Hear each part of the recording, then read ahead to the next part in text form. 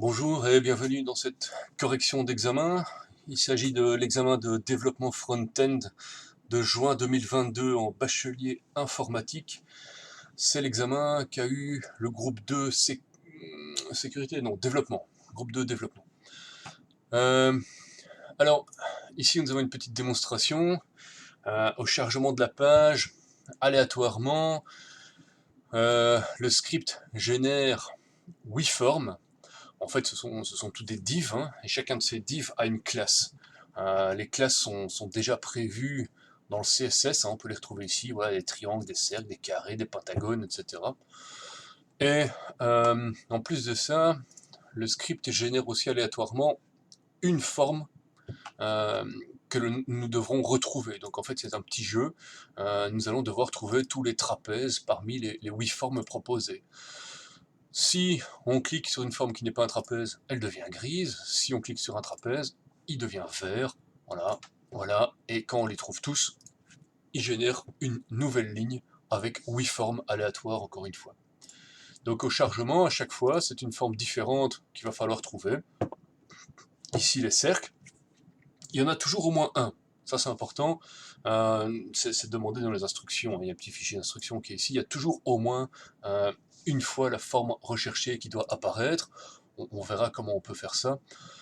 En tout cas, ce qui est important aussi ici, c'est que le jeu peut être fait autant de fois qu'on veut. Voilà, ici j'ai trouvé tous les carrés, à chaque fois il régénère une...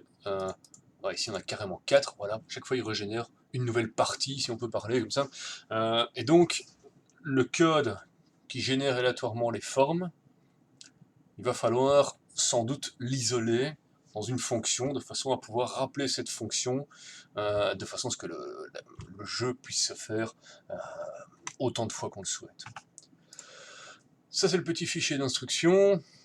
La page présente un titre, un conteneur blanc qui reprend les formes. Le but du jeu c'est de trouver la forme, ça on l'a dit. Au chargement de la page, une forme est piochée parmi le tableau ci-dessous. Donc là je vous donne ici, plus bas, le tableau JavaScript avec tous les noms de formes. Il y en a quelques-uns qui ont des accents, mais il ne faut pas avoir peur de ça, c'est permis aussi. Un accent c'est déconseillé, mais c'est permis. Et donc on va déjà commencer ici par ouvrir un petit script et à placer le tableau qui est donné avec tous les noms de formes qui correspondent exactement au nom de classe. Ça c'est une première chose. Avant de se lancer, on va voir si on n'a rien oublié dans les instructions. Une forme est piochée dans le tableau. C'est le nom de la forme qui se retrouve tout en haut dans le titre, hein, lorsqu'il est écrit « Trouver tous les trapèzes ». Une ligne, chaque ligne est dans un petit div aussi. Donc à chaque fois on génère un div de classe ligne, et c'est dans ce div de classe ligne qu'on va retrouver les 8 formes aléatoires. Ok. Quand on clique sur une forme, si c'est la bonne, elle devient grise. Alors, il y a une classe qui s'appelle BadJob apparemment. Oui, elle est là, je la vois. Et si c'est la bonne, il y a une classe qui s'appelle GoodJob. Donc ça, on va jouer avec des classes tout le temps, hein, dans cet exercice. Il y a les classes qui indiquent la forme, et puis il y a des classes pour indiquer que la figure a été cliquée, et pour choisir sa couleur, on va mettre bad job ou good job si c'est bon ou pas. Voilà, voilà. On va essayer de faire ça, et c'est bien d'avoir ouvert un script. On va aussi, évidemment, injecter jQuery.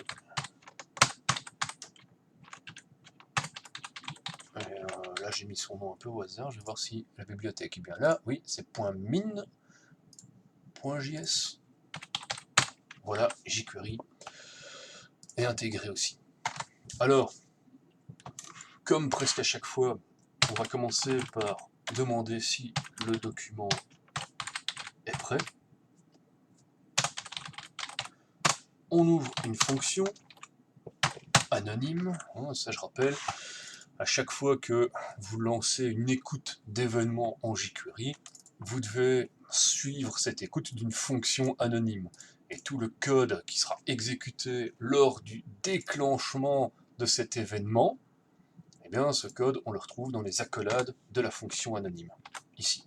Pourquoi on fait ça? Mais parce que l'intérêt de travailler avec des fonctions anonymes, c'est qu'elles vont libérer tous les espaces mémoire utilisés par différentes variables, différents paramètres locaux à cette fonction.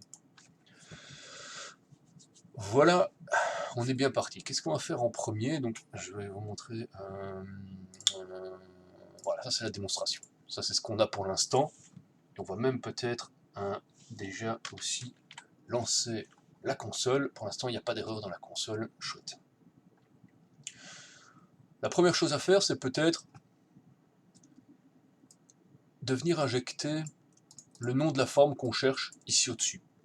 Ça, c'est peut-être le plus facile, surtout que ce nom de forme ne change pas lorsqu'on a complété. Vous avez vu tout à l'heure, j'ai trouvé tous les carrés. Il y a 8 nouvelles figures qui sont apparues, mais on cherchait toujours les carrés. Donc ça ne change pas par la suite. Et donc, on va pouvoir le faire ici. On va pouvoir faire un petit paramètre aléatoire, on va faire un petit x. X est égal à mat.random.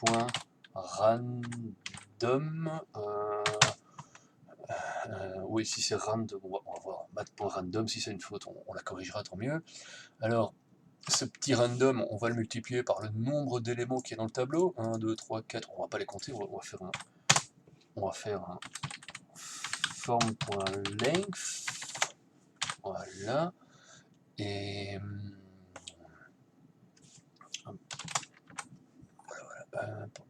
mat.random fois form.length.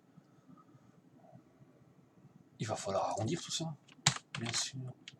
On va faire un mat.floor ici.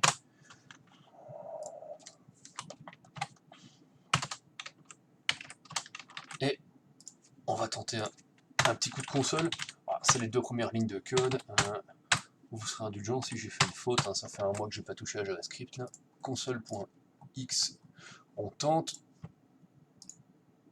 Il n'y a pas de faute. Et il a pioché 0, 2, 1, 6. Ça a l'air de bien se porter. Donc si je me trompe pas, 1, 2, 3, 4, 5, 6, 7, 8, il y en a 8. Donc on multiplie par 8 et on a bien un résultat entre 0 et 7 parce qu'on fait un mat.floor. Ok, ça m'a l'air bien. On va donc aussi faire une petite variable qui va contenir le nom de la forme recherchée. On va faire forme cherchée, je ne vais pas mettre d'accent, et on va aller chercher dans le tableau, donc je reprends le nom du tableau, crochet x, ouais. Donc ici le petit x c'est un nombre entier, puisqu'on l'a arrondi, aléatoire, qui permet en fait d'aller rechercher une des formes, et cette forme, on la récupère en faisant forme x, et on la met dans un paramètre. Alors pour l'instant le paramètre est local, c'est-à-dire qu'il va disparaître, peut-être qu'à un moment on va en faire une variable locale, on pourra toujours le faire par la suite s'il faut. Forme cherchée, voilà, on a la forme recherchée. Et on nous demandait dans les instructions, au chargement de la page, le nom est placé dans le titre de la page. Si je regarde le titre, page 1 trouve les, voilà, évidemment, on voit qu'il y a un petit span qui a été prévu, avec un ID, la forme, eh bien, on va sélectionner la forme, et on va venir modifier son contenu. Il s'agit d'un contenu textuel, donc on peut faire juste .text pour lui filer forme cherchée. Voilà, ça c'est la syntaxe jQuery. Vous savez qu'il y a moyen de le faire en JavaScript aussi. On essaye. Trouve les octogones, trouve les trapèzes, trouve les cercles, trouve les pentagones. Il manque le petit S. Et voilà le petit S. Alors, maintenant que ça c'est fait, l'étape suivante, c'est générer une ligne. Alors, je vais me reprendre ça, un copier. Voilà. On va générer une ligne dans le conteneur, puis on va venir mettre 8 formes aléatoires dedans. Alors, cette ligne, on va venir la mettre dans main. Donc, je vais sélectionner main, je vais lui injecter, attention, cette fois-ci, c'est pas une injection texte, c'est une injection HTML. Voilà, HTML, et vous voyez le petit code. Attention, il faut la fermeture du div aussi. Voilà, ça c'est donc le code d'un div de classe ligne qui va contenir par la suite WeForm.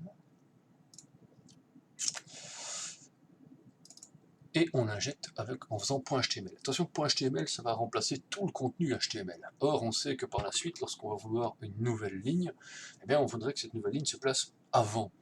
Et donc là, plutôt que HTML, on va faire plutôt .prepend. Prepend, c'est donc une méthode qui permet d'injecter un contenu HTML avant le contenu actuel.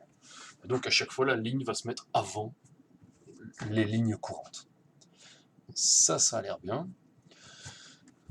Attention que cette partie-ci du code, à un moment, elle va devoir être répétée. Donc je ne vais pas le mélanger avec cette partie-ci. Cette partie-ci, elle a lieu une seule fois au chargement. Alors que ceci, à un moment, on va devoir le rappeler. Mais bon, on garde cette difficulté-là pour plus tard aussi.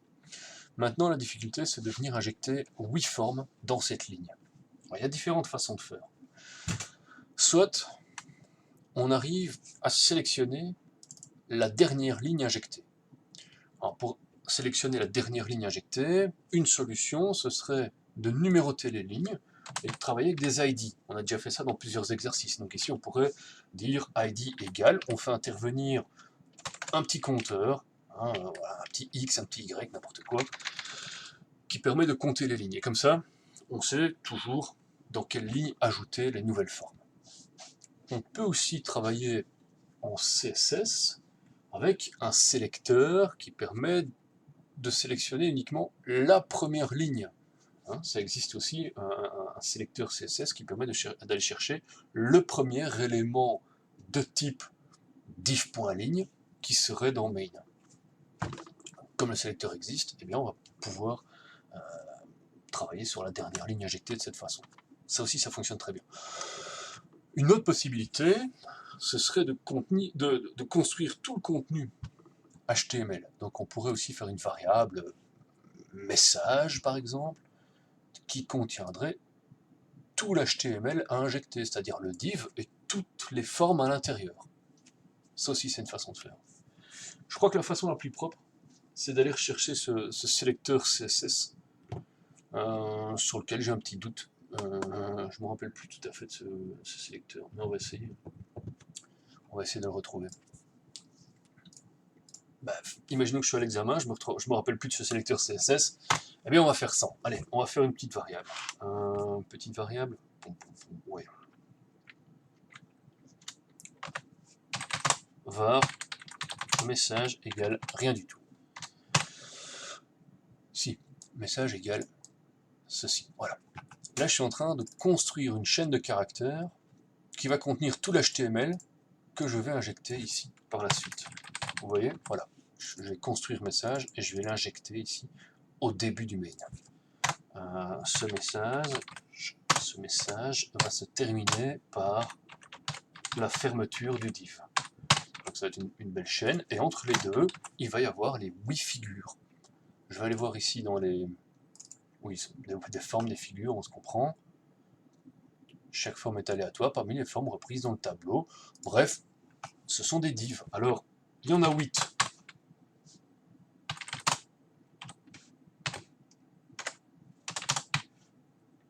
Voilà une magnifique boucle qui va s'itérer 8 fois.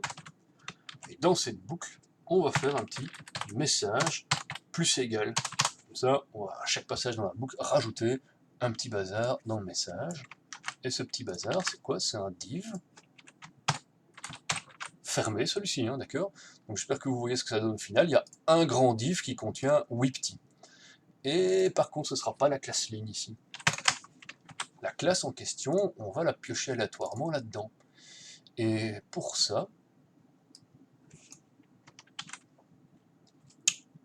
je vais faire ça. Alors, on va pas déclarer à chaque passage. Je vais réutiliser mon X. On peut, hein. Le X, on garde la même formule. il va aller chercher chaque fois aléatoirement une des entrées du tableau. Et ici, c'est bien avec forme X qu'on va concaténer pour obtenir la chaîne. Alors ce que je vous propose aussi, c'est un console.log pour vous montrer que je suis pas fou. Comme ça on verra bien le message. Alors, démonstration. Ça marche pas. Ah, ça marche presque, notez, regardez ici. On a une classe ligne qui contient un triangle, un pentagone, un triangle, un cercle, machin, machin. C'est presque bon. Mais on voit rien. On voit rien alors que, en fait, ils sont là. Ils sont là. Ils sont cachés. Regardez, je vais vous les montrer. Ils sont là. Oui. En fait, il manque une petite ligne de CSS qui ne s'est pas appliquée. Et à mon avis, ouais, voilà, ça doit être celle-ci. Vous voyez, il y a une classe forme qui était prévue. En plus de ça, elle réagit au survol, active. Il y a le good job et le bad job qui sont dessus. Il va falloir travailler aussi avec cette classe forme. Je vais la mettre ici. Donc ça, je rappelle, c'est de l'HTML, hein, ça date, mais on peut mettre deux noms de classe à un même élément HTML. Il suffit de les séparer par un espace. Voilà ce que ça donne. Et voilà. On est content. Vous voyez, ici, forme espace losange. Voilà. Et au chargement, à chaque fois, aléatoirement. Ok. Là-dessus, on va aussi lancer... Je vais retirer mon console.log, hein, il était fait. On va aussi lancer l'écoute du clic sur ces formes. Et là, il y a une difficulté, il y a un piège. C'est que, vous le savez, hein, mais je le rappelle à chaque fois, on ne peut pas lancer simplement au chargement de la page, enfin plutôt, on ne peut pas lancer l'écoute d'un événement sur un élément qui n'aurait pas été déjà chargé par le navigateur. Il faut bien faire attention à ça. Ici, après ce code-ci, oui, les formes ont été chargées par le navigateur. Donc après ce code-ci, je peux venir lancer l'écoute d'un événement. Mais il faut bien faire attention que les éléments aient bien été chargés par le navigateur, sinon l'écoute serait tombée à l'eau. Alors, on va tenter ceci.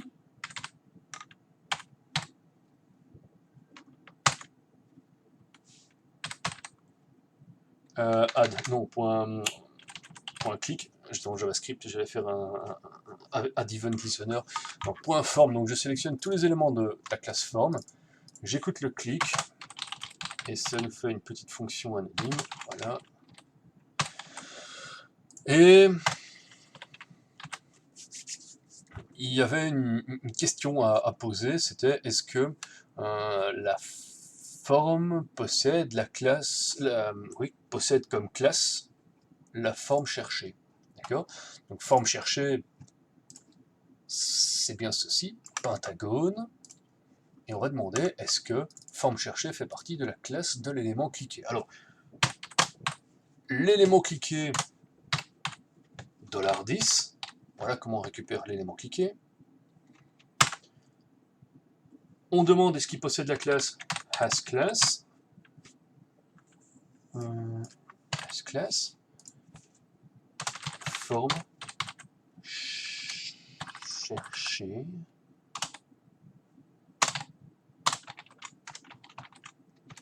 Else.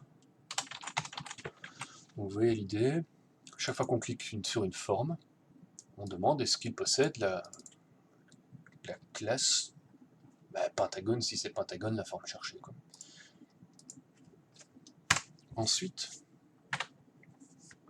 que se passe-t-il s'il la possède? Eh bien, c'est pas compliqué. Quand il la possède, on lui ajoute la classe GoodJob. Sinon, on lui ajoute la classe BadJob. Ce qui donne $this add class pour ajouter une classe, GoodJob, et ici, BadJob. On va essayer. Les parallélogrammes qu'on cherche. Oh, raté, réussi. Voilà. C'est simple, hein, jusqu'ici, on n'a pas eu de problème, mais c'est pas fini. Étape suivante, on va vérifier si tous les éléments de la classe cherchée ont été trouvés. Alors pour ça, je verrai bien une fonction. J'aurais bien une petite fonction victoire, par exemple, qui va même peut-être renvoyer un résultat. Et on pourrait faire un truc comme ça. If victoire. Alors il se passe un truc. On verra après ce qui se passe. Et donc vous voyez, l'idée c'est d'avoir une fonction qui s'utilise de manière à renvoyer un booléen en fait. Hein. Donc victoire va ramener true si on a gagné, et false si on n'a pas gagné. Et donc gagner, ici, qu'est-ce que j'entends par gagner? Ça veut dire avoir trouvé toutes les formes recherchées. Hein. Et donc pour ça, on va devoir s'assurer que toutes les formes ont été trouvées.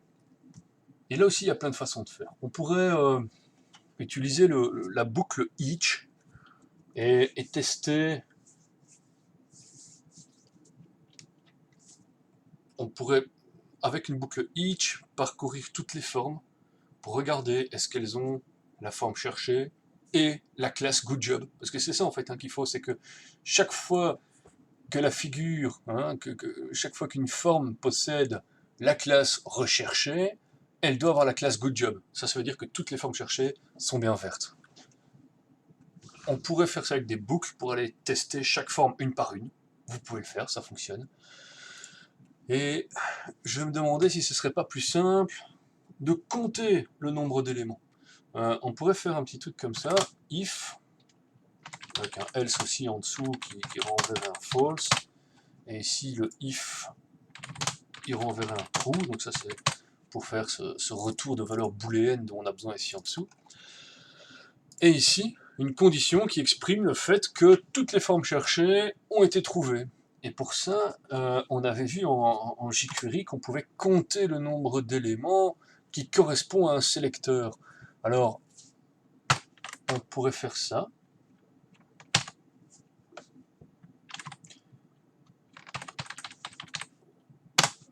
Un point length sur un sélecteur que je n'ai pas terminé, je vous rassure. Le point, parce que c'est un sélecteur de classe, plus forme cherchée. Alors, un petit problème de passage de paramètres avec forme cherchée, hein, parce que là, vous voyez, il est local, et je suis en train d'utiliser dans une fonction, donc là, je peux pas. Mais on va devoir corriger ça. Mais vous voyez l'idée, on sélectionne tous les éléments de la classe forme cherchée, on les compte, et on va demander, est-ce qu'ils sont égaux à tous les éléments de la classe cherchée, et là, hop, il faut savoir jongler avec les concaténations. Point good job. Donc, désolé pour le petit retour à la ligne, vous voyez, c'est collé ici. Hein. Ça veut dire quoi? Ça veut dire que ça va faire point carré, point good job. S'il y en a autant qui ont été trouvés qu'il y en a en tout, bah, ça veut dire qu'on a gagné, ça veut dire qu'on peut renvoyer un trou de l'autre côté. Ça c'est super. Alors, forme cherchée, qu'est-ce que je fais? Je le passe en paramètre ou j'en fais une variable globale. Là. Pom, pom, pom.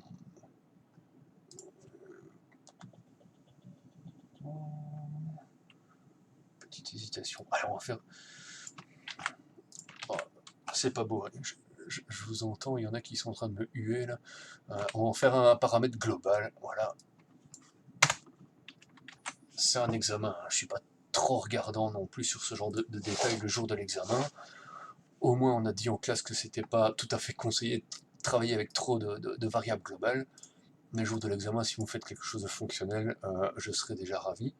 Forme recherchée là, il existe, on l'a modifié ici. On est bon avec forme cherchée. Ici, ça reste un test pour l'instant. Un petit console.log youpi. Vous êtes prêts? On teste. Est-ce que j'ai réussi ce que je voulais faire? Je lance déjà la console parce que j'ai l'impression d'avoir oublié quelque chose. Triangle. Oh ben ça marchait. Voilà, j'ai trouvé le triangle. Oui, ça a été vite. Alors, les cercles, j'aimerais bien qu'il y en ait plusieurs une fois aussi, hein, pour faire vraiment... Ah, les octogones. Un carré, il ne se passe rien, un triangle, il ne se passe rien, un cercle, un octogone, il ne se passe rien. Super. Et là, on est bon. On a détecté la victoire. Et on l'avait dit au tout début, qu'est-ce qui se passe lors d'une victoire? Eh bien, il va falloir réitérer tout ce code-ci. Si on le réitère, ben moi, je vous propose d'en faire une fonction. Voilà ce que ça donne. J'ai tout balancé dans une fonction. On va lui trouver un petit nom, on va l'appeler nouvelle ligne. On va l'appeler évidemment à l'endroit où se trouvait le code, et aussi à cet endroit-ci. Un problème, c'est le clic. Si on travaille comme ça, elles ne seront pas cliquables, les petites formes. Donc ceci, peut-être devoir le mettre avec... Ouais, on va tenter ça comme ça. Et vous voyez ce que je vois, on est dans une fonction nouvelle ligne qui contient un appel nouvelle ligne. C'est donc une fonction récursive. Bah oui, c'est ce qu'on voulait. Hein. On voulait une forme de boucle, hein, une fonction récursive, ça nous fait une boucle, de façon à ce qu'on puisse jouer, jouer et rejouer encore. Il y a un truc que j'ai oublié quelque part, hein, je sais pas quoi, mais oui, le petit X là, ouais. Ce petit X, il n'a pas été déclaré, on l'utilise comme des barbares, on va falloir quand même déclarer X.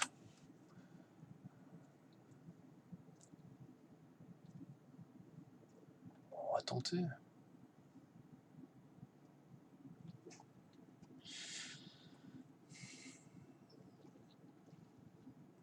J'ai un doute là-dessus aussi, mais bon. On va essayer après. Trouve les losanges. Tchoup, je les ai trouvés. Ça marche bien. Ça marche bien. Moi, je vais juste... Ouais. Ok.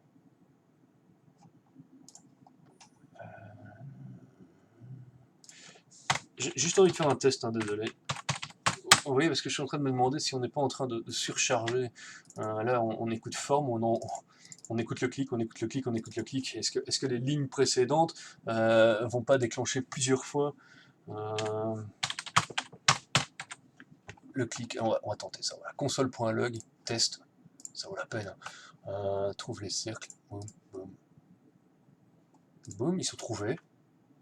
J'ai cliqué 3 cercles, il affiche 3, hein, donc ça c'est bien. Et maintenant je vais cliquer un carré, et vous voyez, il est passé de 3 à 5 alors que j'ai cliqué qu'une seule forme. Donc effectivement il y a un petit problème. Faut déjà le voir, mais ce qu'on pourrait, c'est dégager le clic avant. Si je me souviens bien, en jQuery, on peut faire ça. Supprimer une écoute d'événements. Ça peut se faire avec un point off. Clic. On essaye. Allez, un dernier test. Trouver les trapèzes. Hop, j'ai trouvé les trapèzes. Je lance un octogone. Il est passé à 2 et pas à 3. Donc voilà, c'est corrigé, c'est super. Donc n'oubliez pas cette petite méthode, point off, qui permet de supprimer l'écoute d'un événement. Est-ce que j'ai oublié quelque chose? Je fais une dernière vérification, ce serait dommage. On a tout fait. Voilà.